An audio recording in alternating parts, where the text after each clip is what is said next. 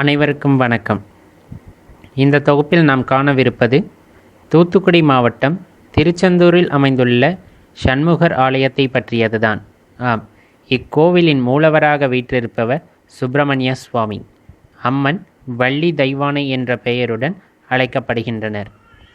இத்தலம் மட்டுமே கடற்கரையில் அமையப்பெற்றுள்ளது. பிற 5 கோவில்களும் மலை கோவில்களாகவே அமையப்பெற்றுள்ளன என்பது குறிப்பிடத்தகுந்ததாகும். முருகனை பற்றியோ திருச்செந்தூரை பற்றியோ அறியாதவர்கள் யாரும் இல்லை என்று கூறினாலும் இக்கோவிலை பற்றிய வரலாறுகள் நமக்கு தெரிந்தவரையும் கூறியாக வேண்டும்.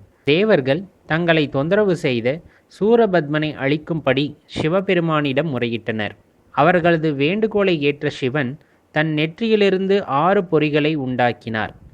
அதிலிருந்து முருகப்பெருமான் தோன்றினார். பின் சிவபெருமானின் கட்டளையை ஏற்று சூரபத்மனை அழிக்க இங்கு வந்தார். இவ்வேளையில் முருகப்பெருமானின் தரிசனம் வேண்டி தேவர்களின் குருவான வியாழ பகவான் இத்தலத்தில் தவமிருந்தார். அவரையே குரு பகவான் என்றும் நாம் குறிப்பிடுகின்றோம். குரு பகவானுக்கு காட்சி தந்த முருகப்பெருமான் இவ்விடத்திலேயே தங்கினார். குருவின் மூலமாக அசுரர்களின் வரலாற்றை பற்றி தெரிந்து கொண்ட அவர் தனது படைத்தளபதியான வீரபாகுவை சூரபத்மனிடம் தூது அனுப்பினார். சூரபத்மனோ இவரின் தூதுக்கு கட்டுப்படவும் இல்லை, அதற்கு செவிசாய்க்கவும் இல்லை. பின்பு முருகன் தன் படைத்தளபதிகளுடன் சென்று அவனை வதம் செய்தார். குரு பகவான் முருகனிடம் தனக்கு காட்சி தந்த இவ்விடத்தில் எழுந்தருளியும்படி கேட்டுக்கொண்டார். அதன்படியே முருகனும் இங்கு தங்கினார்.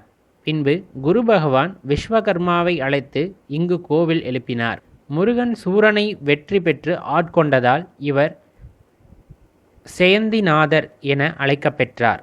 பிற்காலத்தில் இப்பெயரே செந்தில்நாதர் என மருவியது. தலமும் திருஜெயந்திபுரம், ஜெயந்தி என்று குறிப்பிடப்படுவது வெற்றி என்று பொருள்படும் என அழைக்கப்பெற்று திருச்செந்தூர் என மருவி இருக்கலாம் என்று கருதப்படுகின்றது.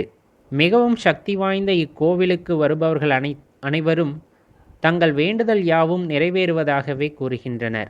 ஆம், மிகவும் சக்தி வாய்ந்த தலம். குறிப்பிடத்தகுந்தபடி குறிப்பிட்டு சொல்ல வேண்டுமென்றால், சுனாமி என்று ஆழி பேரலை வந்த போதும் கூட, எந்த பகுதி பாதிக்கப்பட்ட போதும் முருகன் தன்னை நம்பி இருந்தவர்களை கைவிடாமல் இவ்வூரையே கட்டி காப்பாற்றினார் என்று கூறினால் அது மிகையாகாது. செந்தில் ஆண்டவனை பார்க்க ஒரு முறையேனும் இங்கு வந்து பாருங்கள்.